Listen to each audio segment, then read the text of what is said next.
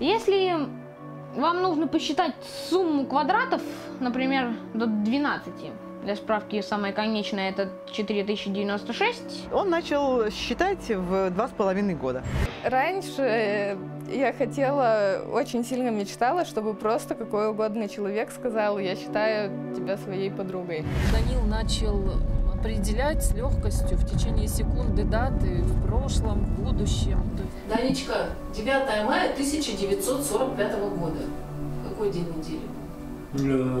Среда.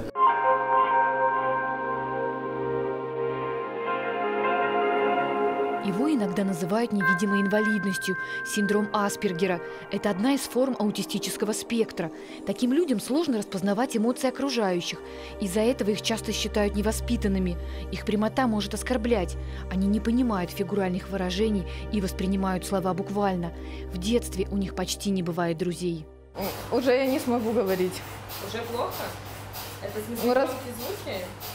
Ну, я буду путаться в мыслях, я рассказать не смогу. Это очень неприятно, это действует на мой мозг, на мои уши. Это как ощущение сродни боли, которое по всему телу разносится. Это как будто бы, если бы били бы по голове железным молотком.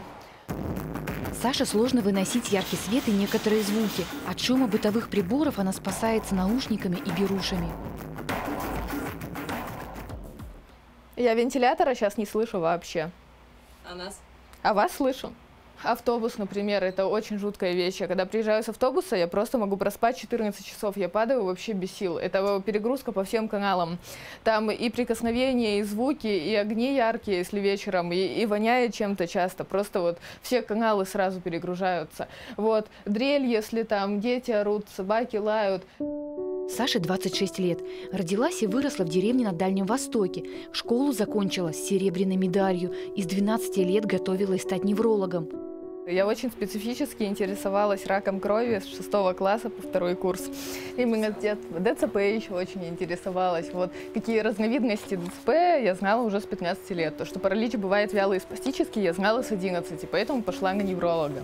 Вот. Зубы еще, глаза еще, вот. Дисплазия соединительной ткани еще, но это недавно.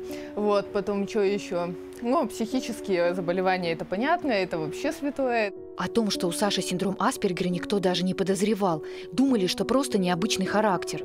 И через месяц уже, когда все начали показывать на меня пальцем, весь институт, и когда уже все стали говорить, что я больная на голову, вот тогда я поняла, что мама с бабушкой не выдумывали. Как ты узнала, что у тебя именно раз?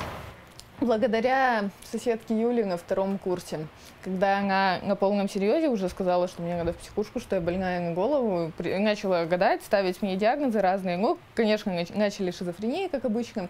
Вот. И я тогда решила в интернете почитать про психические заболевания, и вот так наткнулась на раз.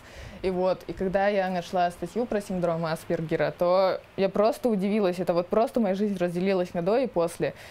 То, что насколько все, за что меня всю жизнь ругали, все там описано, в точности до каждого слова. Я тогда вообще не сомневалась, что у меня этот синдром. И удивилась, что, оказывается, есть такие люди, что говорили, что это синдром Саши Борисовой, и, оказывается, это синдром Аспергера.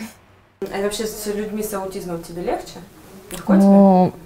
С людьми с аутизмом это выражение смешное, как будто человек шел по улице, нашел аутизм, взял его в руку и идет вместе с ним. Специалисты предполагают, что расстройство аутистического спектра было у Альберта Эйнштейна, Пабло Пикассо и даже Моцарта. Недавно ученый Илон Маск признался в том, что и у него синдром Аспергера. А мы просто все люди. Вот парадокс заключается в том, что нет этого деления на здоровых людей, людей с особенностями. Это выдуманное деление. Люди все просто разные, и если одни люди чего-то лучше делают, другие чего-то лучше, другое чего-то делают, и просто все люди прекрасны. Ударение в названии диагноза в России ставят как на первый слог, так и на второй. Аспергер, по-английски Эспергер. Закрепилось, потому что первая информация о синдроме поступала из англоязычной среды, а на второй слог, потому что фамилия доктора, который открыл этот синдром, Ганс Аспергер. Можем сказать, что Ксения вундеркинд. Я бы не хотела вешать какие-то бирочки, гений, вундеркинд, суперребенок. Это другое восприятие мира. Обычно от гения ждут, что вот он сейчас придет, расскажет теорию относительности вот в 5 лет. Нет, это не то. Это язык, на котором он общается, и способ восприятия мира. Просто если вот мы идем на улицу и говорим, ой, зеленое дерево, там цветочки растут и небо голубое, то он скажет, там растут 2 дерева, 3 вида цветов, красные, другие цветы на 50% темнее. В России синдром Аспергера до сих пор диагностируют с большим трудом, так как нет задержки речи. Диагноз на внешности не отражается. Если родители не заметили особенности поведения в школьном возрасте, то человек как-то адаптируется к жизни в обществе и может даже иметь хорошую работу.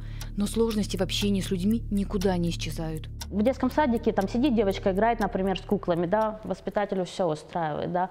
Мама дома там готовит кушать, ребенок сидит, читает книгу, маму не трогает, маму все устраивает. Учитель начальной школы 35 учеников, 34 шумит, 1 молчит. Учителя все устраивает. То есть это те дети, которые в детстве, они не доставляют неудобств. И, соответственно, когда вот ребенок просто застенчивый, робкий, или, допустим, не любит разговаривать с чужими, и родители говорят, ну, у нас дедушка такой же был, или у нас папа у нас тоже молчун. Это воспринимается как нормально. Ну, странненький он, ну что, у каждого своя особенность. А правда шизофрению раньше могли поставить человеку с аутизмом? Была такая практика, что после 18 лет, допустим, тех детей, которых ввели до этого с расстройством, с детским аутизмом, после 18 лет им выставляли шизофрению.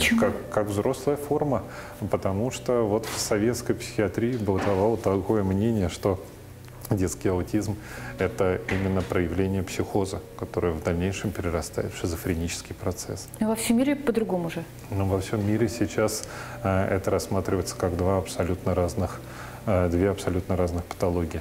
Показать свое заключение? Давай, это когда я была в детской краевой больнице, там была психиатр, вот это Гаврилина Дина Николаевна, она детям расставит. Она единственная из всех психиатров, я считала, у меня за всю жизнь было 13 психиатров.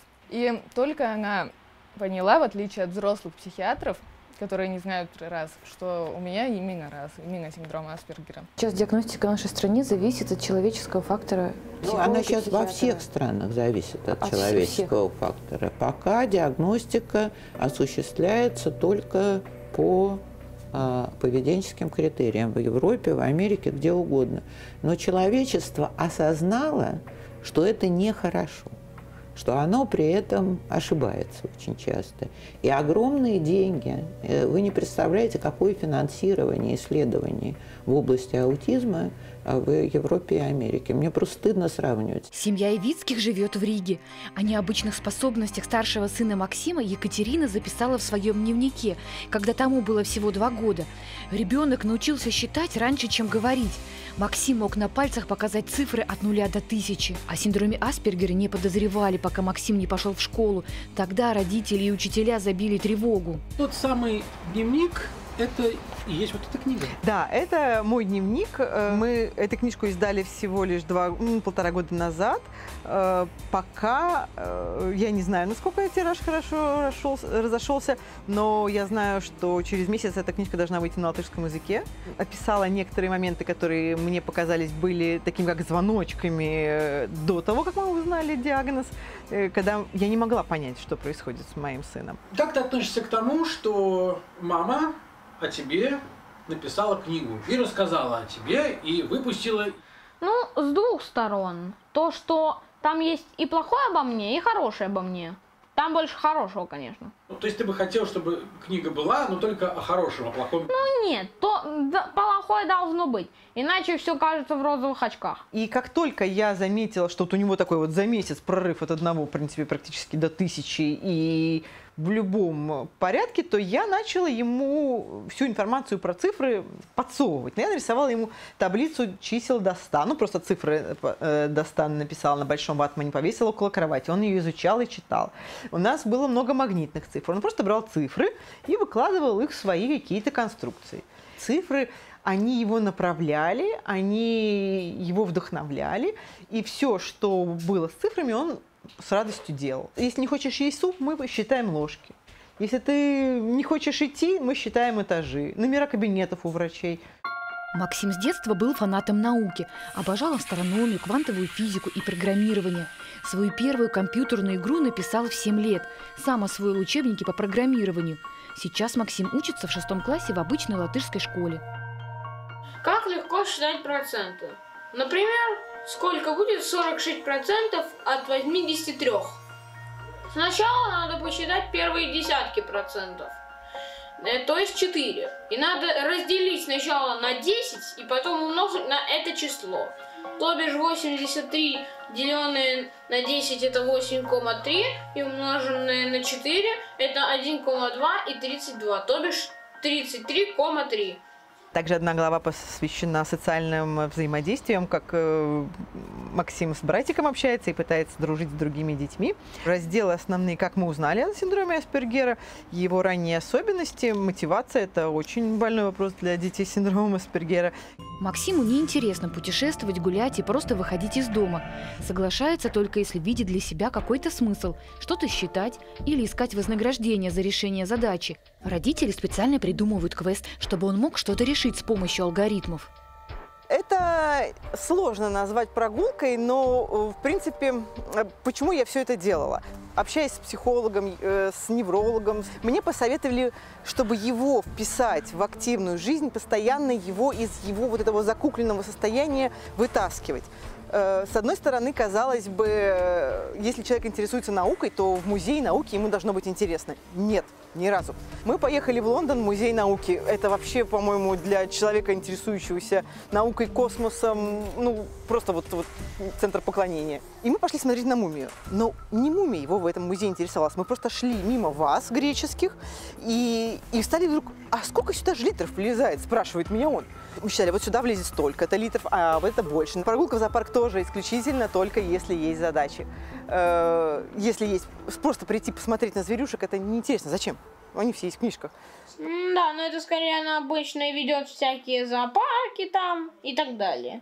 Но всякие места, которые я очень не люблю. Но там математические квесты, типа сколько у носорога, собственно, рогов 1 на 1 равно, собственно говоря, 1. Сколько рыбок ты нашел, умножь это количество на 5 и получишь типа ответ из типа где, например, лежит мороженое. Некоторые материалы с моих квестов, которые я для него придумывала. И если я вижу, что он в этом участвовал и, скажем так, не высказывал негативные комментарии, потому что вот восторга, конечно, тоже от него особо не дождешься, но если он в этом участвовал и сказал, что да, было нормально, это уже очень хороший показатель. В этой книжке я добавила маленькие интересные «Дети говорят». Например, ему задали вопрос: Максим, а зачем люди женятся?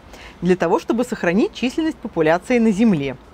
Отношения у тебя были когда-нибудь? Нет, никогда не было. Это для меня слишком сложно, если до 17 лет даже просто так общаться с людьми не общалась, то какие тут отношения? Я вообще до этого никогда, мне кажется, не созрею.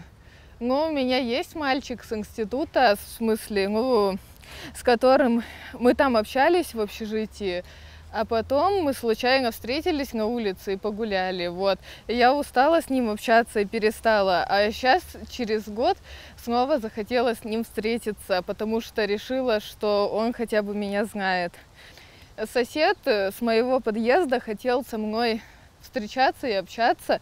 Я этого категорически не хотела. Вдруг он алкоголик, вдруг он еще кто-то, потому что я не умею в людях разбираться, чтобы понять, кто хороший, кто плохой. Отношения часто плохо заканчиваются, судя по тому, что я наблюдала несколько лет в общаге. Что мы называем аутизмом? Неспособность к социальному общению. При этом вопрос, а интеллект какой у этого человека? А интеллект может быть очень высокий.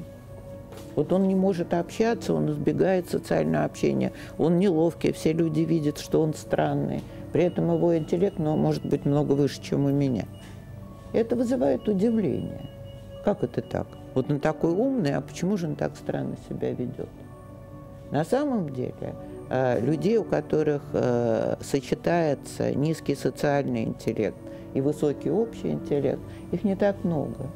Около 70% людей, которым ставят диагноз аутизм, у них происходит снижение общего интеллекта.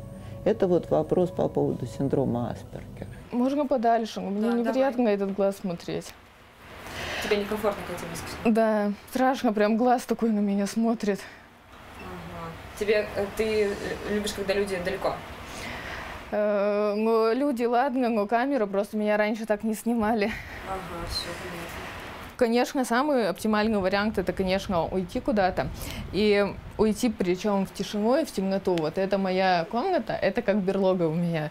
Что вот шторы закрыл, тут тихо, но если где-то вокруг громко, надел наушники и сидишь вообще в полной темноте, тишине. Вот то, что мне не хватало, когда я жила в общежитии. Вот так я справляюсь с сенсорной перегрузкой. Нарушение сенсорного профиля является одним из самых первых признаков как раз-таки расстройства аутистического спектра, не только синдрома Аспергера. Нарушение сенсорного профиля бывает 3 видов. Это гипосенсорное поведение, то есть снижение чувствительности. Условно говоря, как пример, бежит ребеночек по улице, упал, разбил коленки в кровь, как ни в чем не бывало, встал и побежал дальше, даже не заплакал. И гиперсенсорное поведение, то есть это реакция на громкие звуки, которые нам кажутся обычными, а ребенку кажутся громкими. Условно говоря, ребеночек зажимает уши на улице, когда там проходит мимо автомобилей и так далее. И есть 3-й момент – это поиск сенсорных ощущений, когда как раз-таки ребенок ищет определенного взаимодействия с сенсорными стимулами. Например, постоянно играет, взаимодействует с водой, моет руки, переливает. При синдроме Аспергера интеллектуальный коэффициент обычно соответствует норме или даже выше, но у детей появляются трудности с абстрактным мышлением и осмыслением информации. Многие обладают феноменальной памятью, но часто они не могут применить свои знания в нужных ситуациях. Саше после окончания Хабаровского мединститута самостоятельно жить очень сложно. Она решила не возвращаться к родителям в деревню и осталась в городе. Семья помогла купить комнату в коммунальной квартире. Несмотря на прекрасную память и интерес к медицине, на работу она пока устроиться не может. Вот он мой диплом. Стоило того? Совсем не стоило. Начала за здравие, кончила за упокой. Это у меня обычный сценарий учебы. У меня не хватает мотивации, силы воли, ну и вообще нервов, потому что это очень нервно учиться. Очень многие аспергеры, они не умеют вот эти вот светские беседы вести. Разговоры о погоде, о том, как прошли выходные, даже банальное «здравствуйте» для большинства аспергеров это избыточно. Я говорю, а как проходит ваш рабочий день? Вы когда заходите, вы что говорите? Он говорит, ничего. Я говорю, а почему? А он мне говорит, а зачем? Я же пришел работать. А по специальности вообще рассчитывала работать или нет? Когда уже потом, когда в той же самой онкогематологии я побывала медсестрой, меня оттуда выгнали, я поняла, что туда я не пойду точно, потому что это очень опасно, я попаду в тюрьму, это однозначно. Ну, потому что везде, где связано со смертью, там накосячишь, даже не накосячишь, что сразу под суд. А ты способна накосячить? Не то, что способна, я ходячий косяк. Я человек-косяк просто, поэтому я и ни с кем в общежитии не уживалась. Например, дверь там надо где-то закрывать, где-то открывать, все за это жутко орут. Половик не поправила, тоже за это жутко орут. Банки сбила из-за неуклюжести, тоже жутко орут. И это вот кажется, что такие мелочи, а у меня в жизни это просто приводили к трагедиям. Я могла из-за этого остаться просто на улице и никакой мед не закончить. Я живу только за счет бабушки. Везде, куда я не хожу, во-первых, требуется с опытом. Опыта у меня нет. Во-вторых, все видят, что я странная, начинают задавать вопросы, почему так и не работала, почему не работаю по специальности. Я начинаю теряться, и все сразу видят, что у меня проблемы с общением. Вот. И такого человека, естественно, никто не хочет брать. Ну и еще потому самая большая причина, что я ничего не умею делать. Ни уколы там делать, ни полы мыть, ни стены красить, чтобы хотя бы уборщицей устроиться. Вот. Уже можно научиться, нет? Училась всю жизнь. В общаге жила, училась. Дома жила, училась. Все ругали. Вот. Почему так дается мытье полов, я вообще не знаю. Ну вот этот сам алгоритм не могу понять, как, чтобы не развозить, а вымывать. Ты сейчас качаешься, тебе напряжно с нами говорить? Ага. У меня есть герой, который может определить, какой был день недели по дате. Как это происходит? Календарное исчисление довольно-таки часто бывает так называемым островком гениальности у детей, у людей с расстройствами аутистического спектра. Одно из объяснений – это такое явление, как синестезия. То есть определенная входная информация, допустим, цифры, буквы, звуки, имеет еще какое-то дополнительное свойство, допустим, текстуру, объем, цвет. Благодаря этому вот таким сенсорным ощущениям могут в том числе и запоминать большие объемы информации. О способностях Дани угадывать дни недели по дате 2 года назад узнала вся страна. Он победил в конкурсе «Добрая волна». Премию вручал Игорь Крутой. Гагарин в какой день полетел? 12 апреля 1961 года. Среда. Да, ты как? Ну раскрой секрет, пожалуйста, как ты это делаешь? Наверное, это ум такой. Берегам своей мечты мы плывем на край земли. Как только Дане исполнилось 18, осуществилась его давняя мечта. Он устроился работать баристой в инклюзивное кафе «Огурцы» в Петербурге. В какой для вас капучино? Большой или маленький? Большой. Мама. Чему он научился в огурцах, для меня это тоже вот, ну, не то чтобы загадка, это просто для меня тоже большое очень удивление. Он дома не умеет столько, сколько здесь. Вот вы понимаете, насколько важна социализация, общение? Говорили тебе, сколько грамм сегодня кофе? Там 17,7 на 39. До 17,7, еще только сказать, на 39, правильно? Мне сейчас Даня приготовит кофе. Мне кажется, он будет вкусный очень. А Даня просто такой педант, так что у него очень хорошо с кофе все идет. В Петербург из Красноярска Ольга и Даня переехали, когда узнали о проекте «Простые вещи». Он создан для людей с ментальными особенностями. В рамках проекта для них открыты керамические и столярные мастерские, кафе. За работу все участники получают зарплату. Я мечтаю в будущем для себя завести невесту, пожениться на девушке, в которой будет, ну, собственно, да младше меня. Ну, в принципе, да, также я мечтаю стать да папой. Почему ты, когда говоришь, это, ну, говоришь «д»? Спокойно, Стесняюсь слышать. Прости меня. Ну ладно, прощай. Мне, пожалуй, надо пойти и поработать. Спасибо, Лена. Спасибо. То, что у нас только все нормально? Да, на самом деле я думала, что это будет большой проблемой. Ну и там не всем комфортно много общаться с людьми целый день, но Дане, наоборот, это нравится. Все говорят, очень милый молодой человек, очень приятно с ним общаться. Это за другой столик? Нет. Значит, в том зале. Вот они вот так ходят. Они примерно все так одинаково подходят. Вы заказывали, вы заказывали. Не сдается. Не сдается, да. Просто за тем столиком не было никого. Ребята выходили. Пожалуйста, приятно. Даня же мог бы закончить общеобразовательную школу? Ну, вот учителя уже потом, когда вот он учился по старших классах, да, говорили мне не один раз, что зачем его отдали в эту школу, потому что он бы смог и в обычной учиться. Но, к сожалению, когда нам выдавали путевку в Красноярске, школу в 1 класс, вот как раз тогда я билась за то, чтобы его в обычную школу взяли, но меня вся комиссия убеждала прямо с таким напором, что вы, мама, успокойтесь, уже смиритесь, ваш ребенок не такой, как все, он не сможет учиться в обычной школе. И отправили нас в школу 8 вида.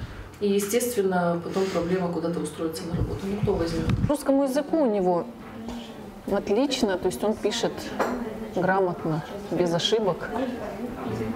Причем, что правил он не знает. Он просто знает, что это слово пишется так, а он не ошибается. Первый блин испекся. Ты помнишь, что ты читал раньше, как изготовить, допустим, робот-пылесос в домашних условиях? А раньше он изучал еще, когда помладше до этого, из чего состоит, допустим, пожарная машина полностью. Вообще, полностью. Представляете, сколько там всего, да? И то есть до мельчайших деталей, все вот это вот, ну, вот эти все технические термины, он знал все машины. Пожарная, скорая. Полицейская машина. Полицейская машина. Дань, приглашай. Пить чай, кофе. Так ты не так, ты скажи. Пожалуйста, прошу к столу. Да. Ага, пожалуйста, прошу к столу. Какая все-таки разница между синдромом Аспергера и высокофункциональным аутизмом? При синдроме Аспергера все-таки нет задержки речи и интеллектуального развития, а при высокофункциональном аутизме она изначально может быть.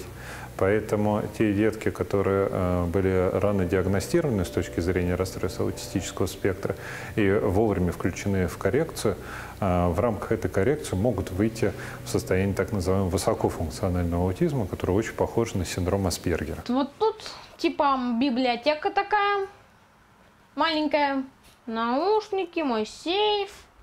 А ты сказал сейф. Деньги или там что-то ценное? Ну, не знаю, обычно прячу конфеты. Ну это ценный материал. А почему их надо прятать? Ну потому что Алёша иначе сожрет, или мама не отберет. Получается так, что каждый ребенок закрывает дверь, закрывается на замок и говорит: ко мне заходить нельзя. Все. Дверь хороша также для наклеивания статусов. Ко мне не заходить вообще, заходить только маме и все такое. Первая цифра – это обычно 1 с самого конца. И тогда оно получается, если там единица стоит, то ты прибавляешь 1. А как понять эти числа? Как тебе живется с братом? Нормально, только он что-то меня все время бесит, когда я его сразу же его бешу как-то по неизвестному. Ну, то есть он считает себя таким очень умным? А да, ну у него же синдром Аспергера, он очень довольно умный. Мне он помог излечить дроби и сами проценты. Ты чему-то можешь его научить? Может быть, уже учишь его? Обниматься. А вот ты сказал обниматься. Это было не просто научить его обниматься? В каком смысле это невозможно, потому что у него и так уже синдром Аспергера. Он никогда не научится.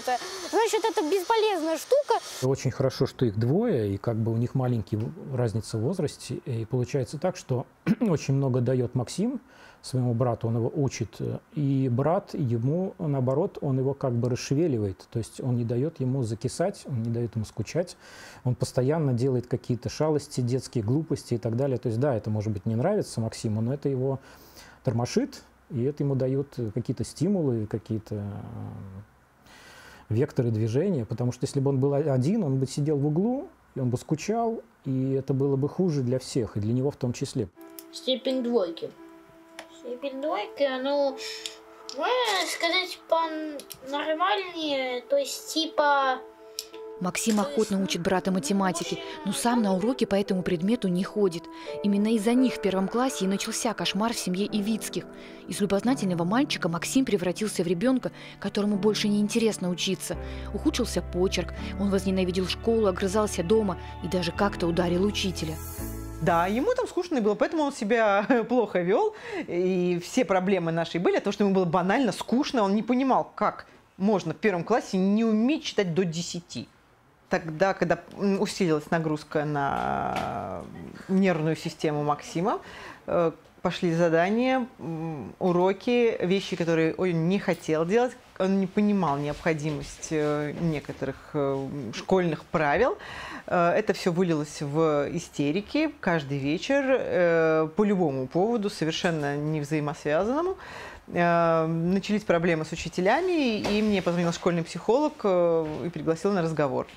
Тогда, в принципе, мы и начали наш путь к постановке диагноза. У меня, кстати, у всех героев начались проблемы, когда они пошли в школу.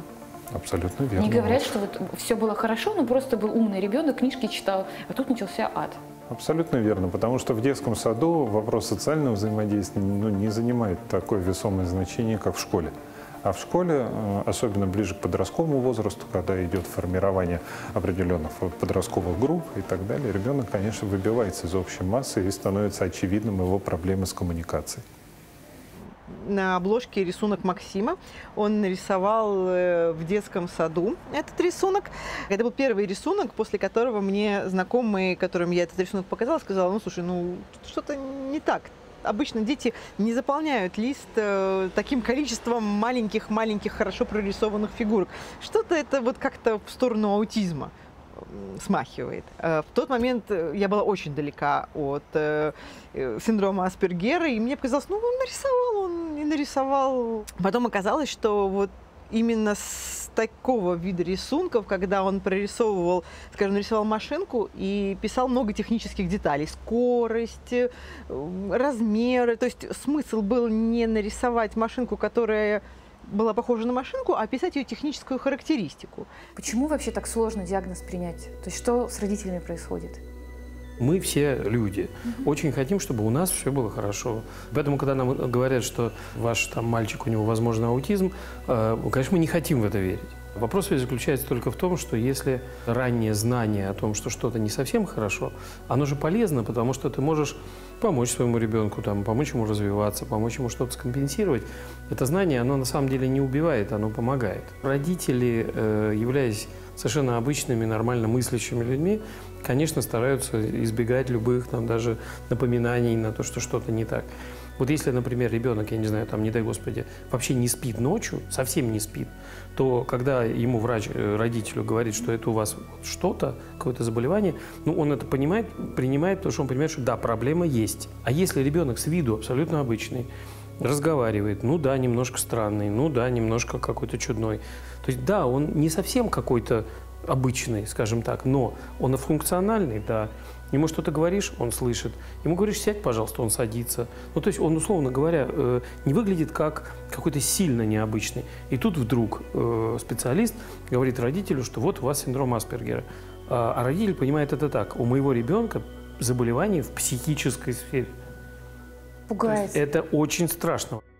Получить точные данные о расстройствах аутистического спектра сложно, потому что это состояние не одинаково распознается и диагностируется в разных странах.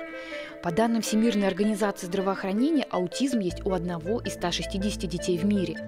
Вопрос, который обсуждают люди, это истинный рост. То есть, вот как журналисты любят говорить, эпидемия аутизма. Или это зависит от того, как мы считаем. Почему разные болезни как бы соединяются вместе, а все-таки мы ставим диагноз аутизм? А я, например, ребенку могу поставить диагноз эпилепсия. Центр нейрокогнитивных исследований – одно из немногих мест в России, где ученые пытаются разгадать тайну аутизма. Что у вас за той дверью находится? Что там так шумит?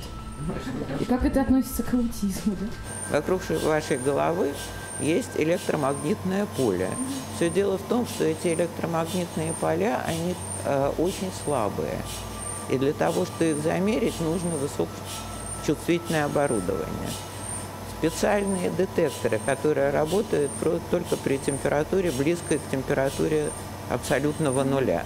То есть минус 273 градуса по Цельсию. Такая температура достигается за счет жидкого гелия. То есть вот то, что вы видите, это баллон с жидким гелием. Это дорогая вещь, именно поэтому их так мало. То есть, когда мы вводили его, это было около 5 миллионов евро весь проект. Вот вы видите, какая толщина стенки. 7 слоев защиты, потому что поля, которые генерирует мозг человека, они очень слабые. Сейчас синдром Аспергера диагностируют только с помощью тестов и беседы с пациентом. Пока невозможно ничего увидеть при сканировании головного мозга или по анализам крови. Теперь мы можем исследовать мозг человека с помощью этой аппаратуры. И в частности исследовать то, что происходит в мозге людей, которых мы называем аутисты. Что изменилось в активности их мозга. В ходе недавнего исследования ученые установили, что мозговая активность детей с аутизмом очень зависит от того, какой у них интеллект. Мы считаем, что вот наше исследование, оно позволит, возможно, найти, даст какой-то некий референтную точку, некий биомаркер. Да? Это некая мера, которая позволяет объективно оценить состояние. Например, люди разрабатывают лекарства от аутизма. Некие препараты, которые могут облегчить состояние. Таких вот лекарств сейчас нету, но на животных проводятся исследования, которые позволяют на животных моделях как-то облегчить, да? Они говорят, восстановить фенотип, да? То есть животное начинает, так сказать, нормально себя социально вести. Лекарства от аутизма нет, но с помощью занятий, терапии и различных методик можно научить ребенка лучше понимать эмоции других людей, а родители заботятся о создании доступной среды для него. Саше тоже нужна помощь специалистов в той же мере, что и детям с более глубокой формой аутизма, несмотря на высокий уровень интеллекта. Если ты берешь воду из водопровода, то только холодную. Она не горячая хлорируется. Понятно? Все. Ясно? Сейчас в Хабаровске Сашу опекает благотворительная организация. Выпускницу мединститута учат мыть полы, готовить, покупать продукты. Первая встреча у нас была просто невероятная. Мы были в шоке. Мы были очарованы ею, потому что она так рассказывала о своих трудностях, о своих проблемах, с которыми она встречалась с детства, в институте. Нам было это все знакомо, но мы ни разу не видели человека с синдромом Аспергера близко. В тренировочной квартире Саша ночует раз в неделю как волонтер. Этот проект называется «Смогу жить сам». Здесь по специальной методике обучают и прививают навыки самостоятельной жизни детям с аутизмом. Что бы тебе хотелось, не знаю, скорректировать, что ли? Хотелось? Ну вот, мне бы хотелось научиться одновременно что-то делать и слушать человека. То есть, например, чистить зубы и слушать, краситься и слушать. И не впадать от этого в напряжение, раздражение или истерику. Хотелось бы уметь воспринимать длинную речь. Вот, например, как с пациентами, когда общалась, то я их переставала воспринимать, что они говорят, очень быстро. За время наших съемок в жизни Саши произошли большие изменения. Она устроилась на работу, и в этом ей помогли сотрудники фонда. Они консультировали ее перед собеседованием и общались с работодателем. На этой квартире, я так тешу себя надеждой, что Саша научилась хорошо мыть полы. Разливая бесцельно воду вот так по полу, а именно должным образом, с направлением и все такое.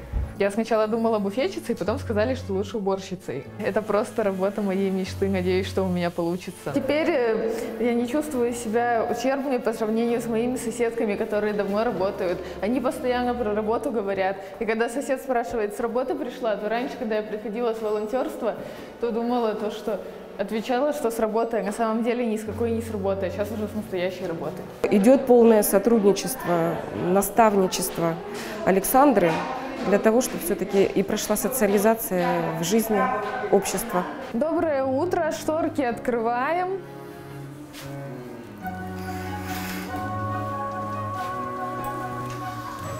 У нас с ним договор, у нас с ним все по графику. Мы сначала договорились, что 18 лет, когда ему исполнится, я ему разрешу он начнет ездить один на метро. Метро он очень хорошо знает, ориентируется, я это вижу. Проблема не в этом, проблема именно в социализации, в наших людях, то, что он выйдет один на улицу, чтобы никто не обидел, да. Может просто с человеком, с незнакомым заговорить что-то там. Ой, у вас там такая прекрасная футболка, мужчина там. Бывали случаи, что прямо агрессивно, что тебе надо, что ты хочешь.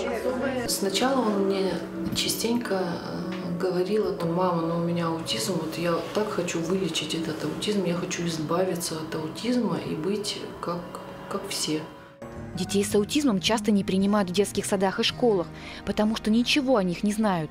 Чтобы всем было понятнее, психиатр Максим Пискунов написал книгу «Тайна особенного космонавта».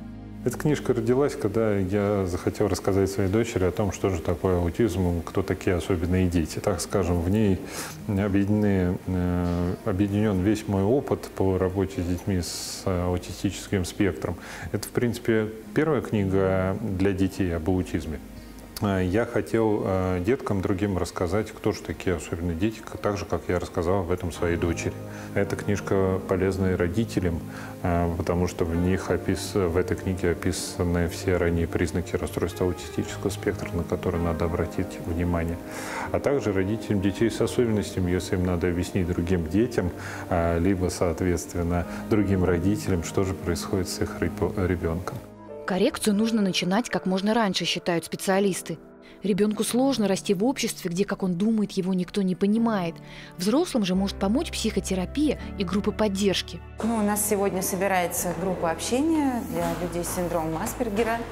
Сегодня придет несколько человек, и при этом около 5 человек подключится онлайн. Я где-то за рубежом, вот 15 лет назад, увидел такие группы самоподдержки для людей с аутизмом, с высокофункциональным аутизмом, синдром Аспергера. Их много где в мире существует. У нас уже начинался тогда этот проект для ребят, и сейчас в этой группе порядка 50 человек. Часть подключается онлайн, даже из других городов. Значит, можно присоединиться. Можно попробовать. Миша, ты расскажи, что тебе вообще группа дает? Вообще, в целом, хорошие эмоции дает мне группа. Вот. А хорошие это какие? Ну, как бы сказать, повышается настроение, вот. Себя увереннее чувствуешь, спокойнее и в своей тарелке. Наши встречи – это встречи друзей. Чаще всего люди с синдромом Аспергера приходят к нам за поиском общения, за поиском друзей, потому что не хватает вот именно близких людей.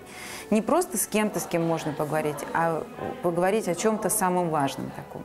И, конечно, люди, постепенно обретая здесь, в нашем кругу, друзей, самых настоящих, начинают чувствовать себя гораздо более уверенными в себе и вообще лучше, потому что, когда у нас есть на кого опереться, есть у кого спросить совета, ну, безусловно, так жить гораздо проще. В центре это шумновато, иллюминации много. Я не всегда переношу высокий уровень шума, и, конечно, я в метро, там, в городе, там, когда дождь, когда эти машины ездят, когда шум мотоциклов, шум сирены, шум, меня это перегружает периодически. Да. Бывает такое, тоже иногда перегружает. Вот у меня всю жизнь вот такая дилемма, что хуже, страдать от одиночества или страдать от людей. И вот поэтому в какой-то момент решаю, что нет, одиночества, лучше отказываюсь от людей. В какой-то момент решаю, нет, люди лучше, отказываюсь от одиночества. И так постоянно. Я часто его прошу, посмотри, говорю, мне в глаза, он смотрит так, а потом... И вот буквально несколько секунд, и он уже не может, он такой раз, я еще посмотрю, он раз опять, и опять вот так вот отводит. Когда он только научился говорить, я ему говорила, я тебя люблю. Ну, обычно ты говоришь, я тебя люблю, и ждешь, что тебе скажут, я тоже тебя люблю. Он не понимал значения этой фразы, пока я не изменила «я люблю тебя бесконечно». Есть какое-то измерение. Я люблю тебя там на 100%. Это прекрасная фраза.